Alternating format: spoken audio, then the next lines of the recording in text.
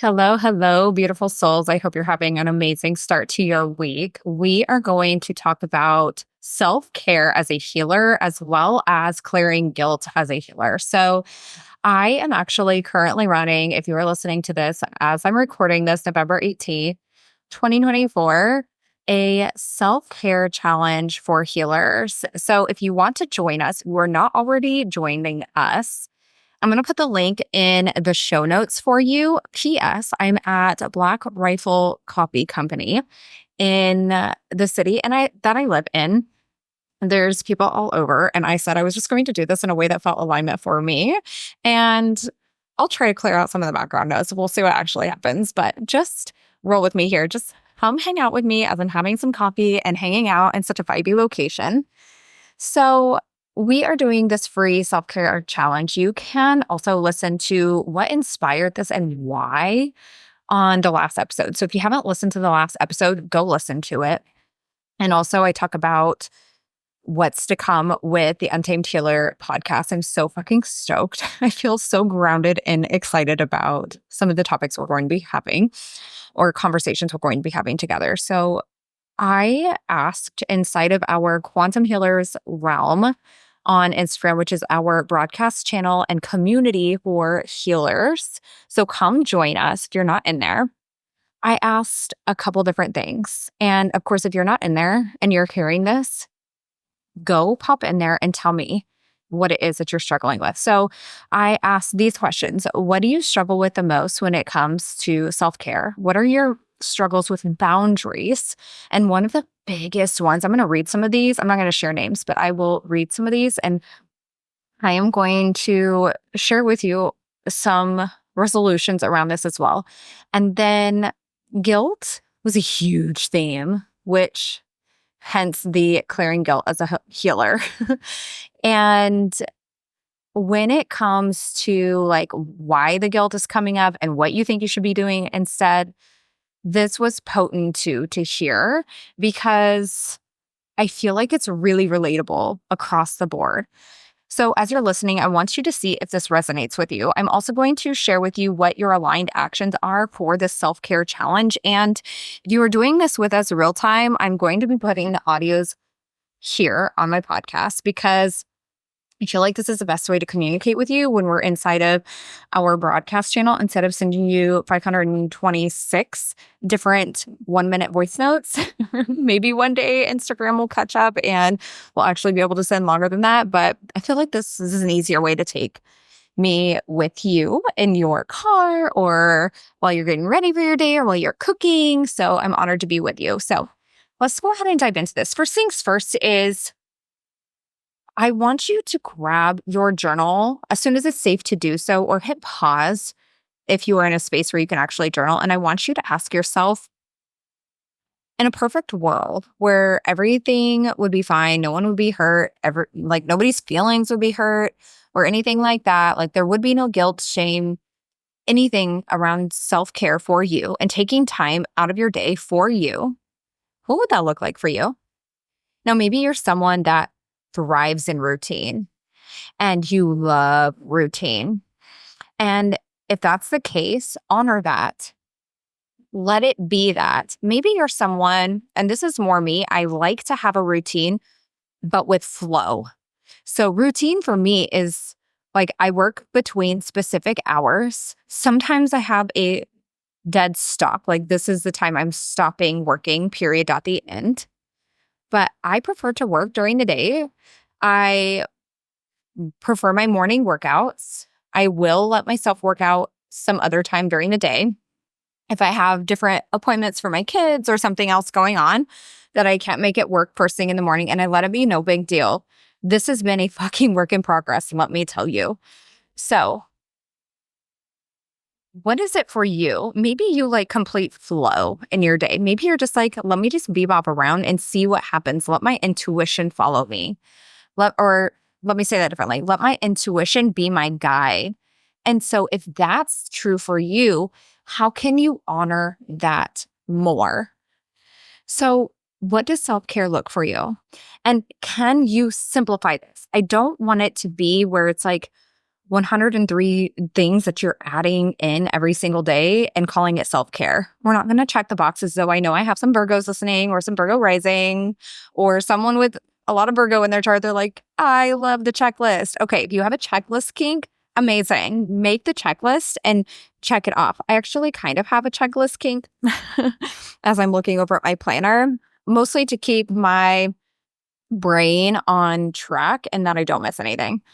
So if you have a checklist kink, there you go. You can actually do that and create your checklist of 1 to 3 things that you would like to call self-care. Now, when it comes to self-care, I want to suggest a different way of thinking. So if you like the checklist, I want you to make a list of, let's keep this, I'm just thinking out loud here. Let's keep this simple. What if instead of this being one of those things where it's a whole page of every single thing that you could possibly do for self-care, what if it was like 3 to 5 things that it's like, okay, these could be my go-tos. So go ahead and do that in your journal next. But what I really want you to do is this. And I talked about this in the last episode as well. So definitely want to go listen to that. Let your intuition be your guide. I'm calling this self-care challenge soul food because, and I dived deeper into this in the last episode, but because I needed to figure out what I needed to do for me and trusting my intuition. I know I fucking love to hike.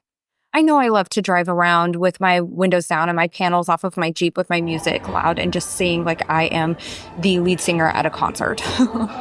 I know I love to be at a coffee shop. I know I love to read for pleasure and not just for personal growth. I know I love to meditate. I know I love blah, blah, blah. I love to work out, all the things.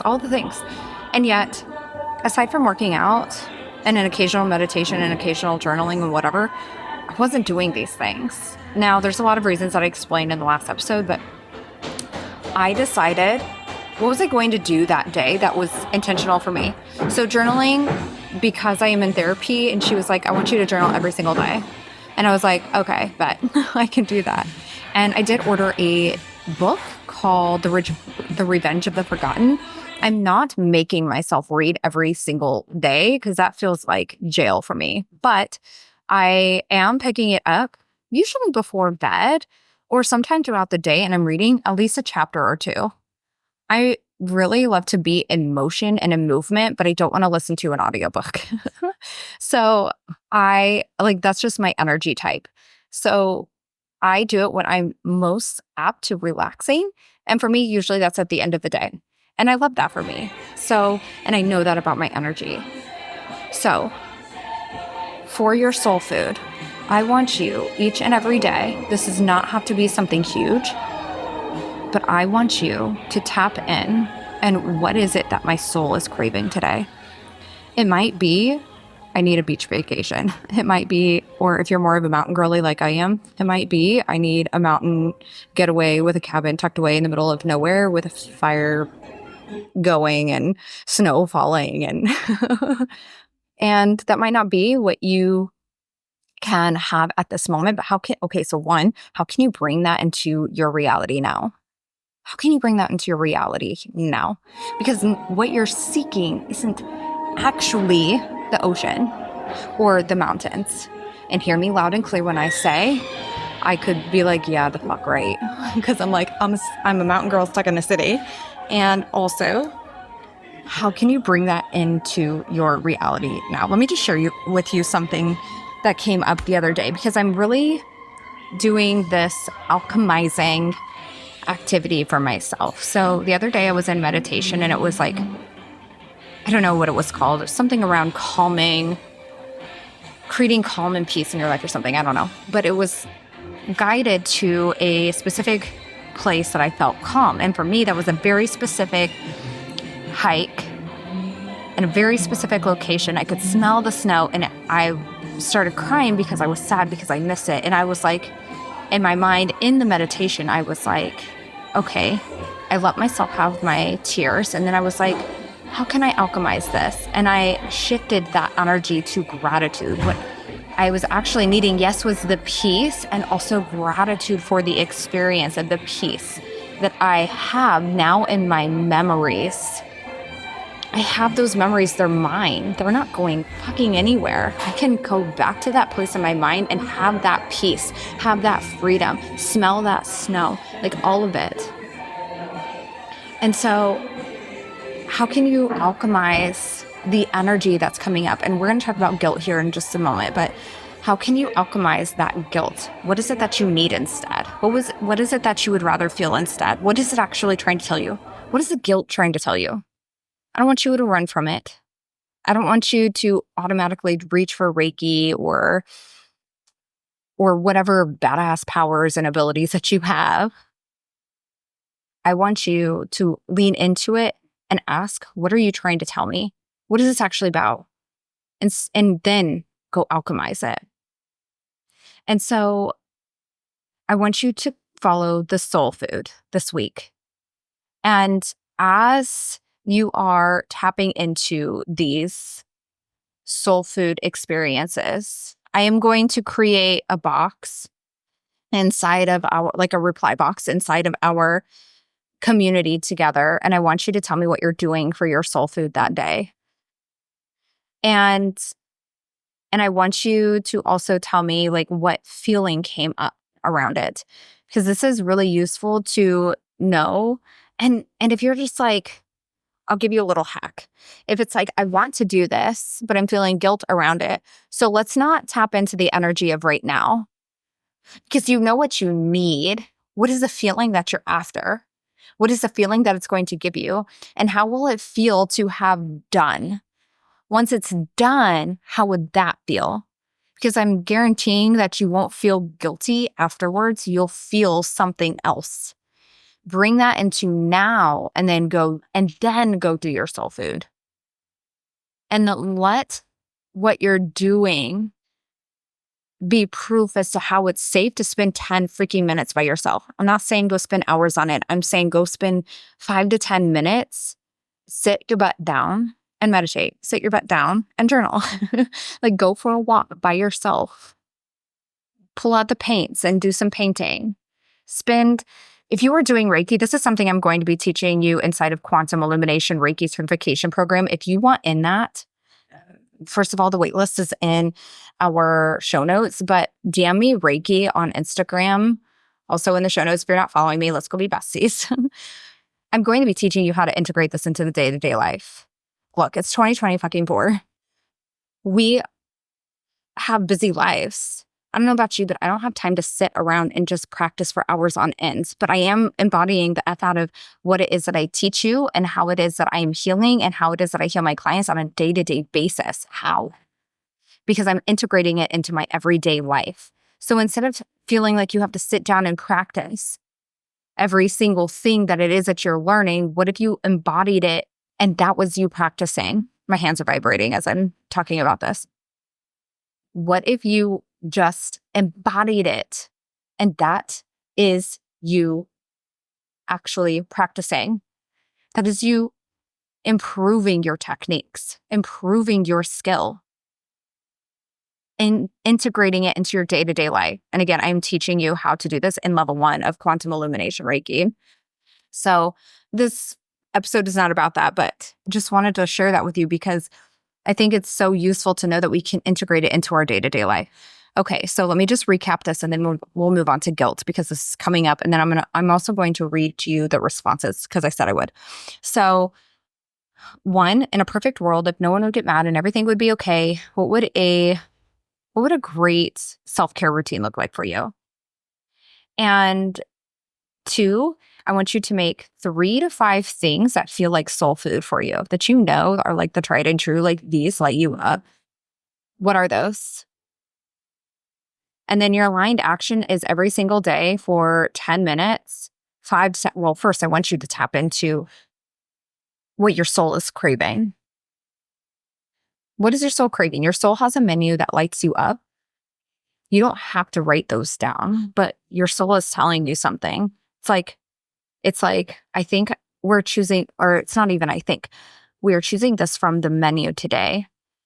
And and your soul is trying to be the super amazing so much fun waitress delivering it to your table and you're like, no thanks, get the fuck out of here. Invite the waitress over and let her take care of you and then eat your soul food. Got it? Okay. So let's talk about some of these answers here. So the first thing was, what do you struggle with the most when it comes to self-care? One was making it a priority. Two, taking time out for me and then feeling guilty. And then the third one of the third ones was not consistent in my practices of self-care and then get overwhelmed. So this is like every single one of them said pretty much the same thing. When it comes to making it a priority or being consistent, what does consistent even mean for you? And what are you making it mean about yourself if you're not consistent? And whatever that means. Why are you not taking time for you? And why are you not making it a priority? Like, what are you thinking in your mind that it has to look like? And can you be like, okay, well, let me just do 1% today? One of these people that replied to this, I know for a fact that she sometimes walks on her lunch. That is self-care. So it's like you're thinking it needs to look one way, but what if it was another way? Sometimes sitting in my Jeep and just like doing nothing is self-care.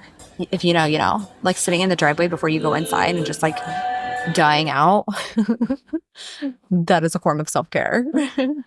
I used to do that when my kids were super little. My husband was home with them. Before I would go in, I would just be like, let me just decompress before, the beautiful mom life gas. You know what I mean? Okay. And then struggle with boundaries. I've always been a people pleaser. And then good girl guilt. We're going to clear that guilt. People pleaser. In Alchemize, I have a whole episode on this. This person that said this, girl, you will have Alchemize. Go listen to Alchemize. But I will leave a special coupon code here. If you do not have Alchemize, this is the program to go to lean back, and I do the reprogramming for you. You do nothing. I do it for you. And there's like people pleasing and boundaries. We are clearing sensations of anxiety, things like it shouldn't have happened or it shouldn't be happening. It's like a whole aloe drip for your nervous system and supports you in clearing the shit that no longer serves you in a way that is soothing to your nervous system. And literally there's like, if there's a line action, there's like 90 seconds. You just push play and listen to me. Okay. And then let's see. Why is the guilt coming up? Wanting to fix problems that are not mine, not spending time with hubby when we have time off together. Oh my God, I get this. My husband's in the Air Force, you guys know that. So when and especially now with the career that he has, I'm like, I feel like I should be spending time. And my husband is like, go do whatever the fuck you want to do. Like, I want you to go do what helps you. And I want to ask you this. Is it serving your husband or anybody else is it serving anyone else if you are forcing yourself to spend time when you want to be doing something else? Are you actually 100% present with them?